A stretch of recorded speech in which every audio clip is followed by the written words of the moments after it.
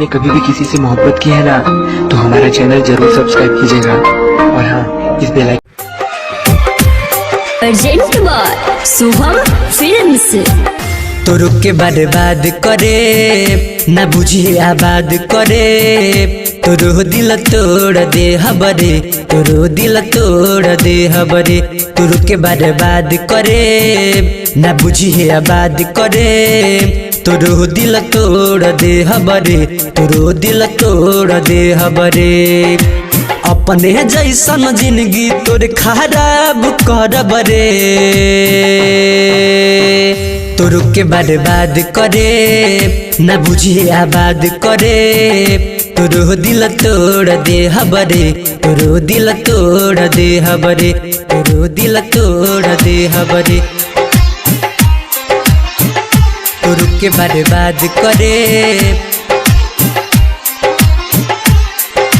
DJ Dhiraj, DJ Dhiraj, DJ Dhiraj. तोरो दिल तोड़ दे हबरे।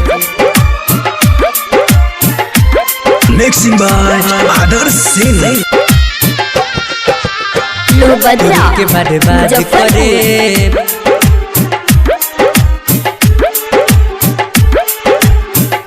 तोरो दिल तोड़ दे। जैसे हम रोइले वैसे तेहू रोआबे, खून के आंसू तोरा आँख से बही। फिर पछतैबे हमरे से बतैबे, तोरा खाती हमरा लगे प्यार ना रही। तोरे जिंदगी तोरे से नाराज करब रे, तोर के बर्बाद करे न बुझिए आबाद करे, तोरो दिल तोड़ दे हबरे, तोरो दिल तोड़ दे हबरे, दिल तोड़ दे हबरे। तोर के बर्बाद करे DJ Dhiraj, DJ Dhiraj, DJ Dhiraj. तोरो दिल तोड़ दे हबरे,